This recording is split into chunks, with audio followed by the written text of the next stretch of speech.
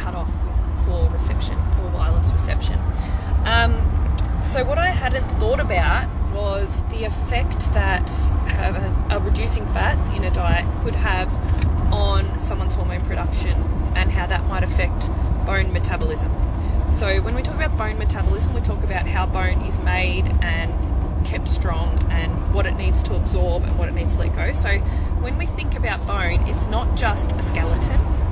Bone is actually alive. So on a day-to-day basis, your bones are making and creating cells and hormones and lots of live active metabolites that are needed to keep the bone strong, which is why they have the ability to be dropped and why it has the potential to end up with a thinning of the bones or a weakening of the bones. Saturated fats, and I'm definitely not telling you to go out and have McDonald's every day, but saturated fats are really, really important in hormone metabolism. So unsaturated fats are also very important, but if we start following an extremely low fat diet, then the potential for hormone metabolism it could be compromised. Now everybody's different and we wouldn't know the answer to this unless we actually went into everybody's single cells to see what's happening. But we do need fats in our diet to help with this hormone metabolism. We need to help protect our cells from themselves, basically.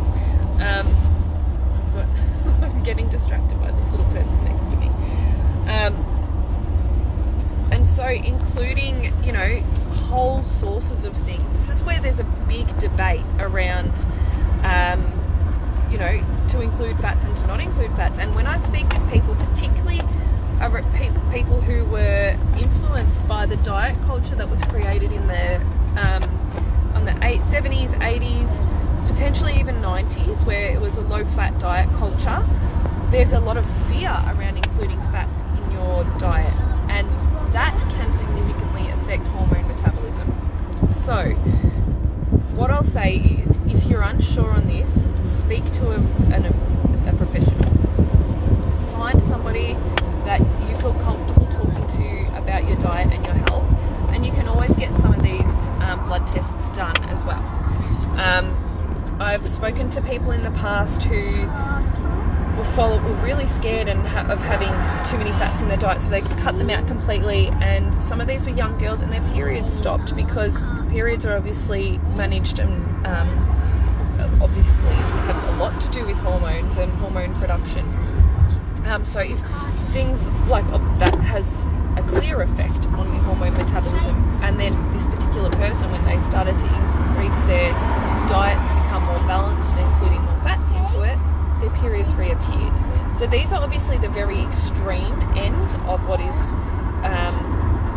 including fats and not including fats in your diet.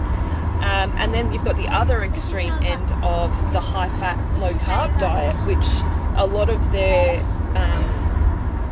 philosophy comes from this hormone metabolism as well, around why to include so many fats in your diet. So there's no one-size-fits-all approach for a diet. Everybody has different health goals and things that they're looking for in outcomes. So I wouldn't say go and just follow any person off the internet telling you to follow high-fat, low-carb, or to cut out fats completely, but work out what you need, what you want out of your for your health, out of your diet, and then find an expert in that area to talk to help guide you individually for what's needed for you. So this particular client that I was speaking to this week about hormone metabolism and fats and bone production and bone metabolism, I was wanting to include making sure that she is including fats in her diet to help with those steroid hormones, which are naturally occurring steroid hormones, I should say, not externally. You're not putting steroids into your body. There are hormones in our body that are created naturally. So yeah, the things that I'm talking to her about when I'm thinking about her bone health are good fats, sunlight, weight-bearing exercise, vitamin D, magnesium and calcium, making sure she's getting, and amino acids, so full proteins in the diet. Thanks for watching, everyone. Happy Friday. I'd love to know what you think. This topic can be quite controversial, and I'm not putting my hat on either side because I believe that is completely individual. But would love to hear your stories and your thoughts.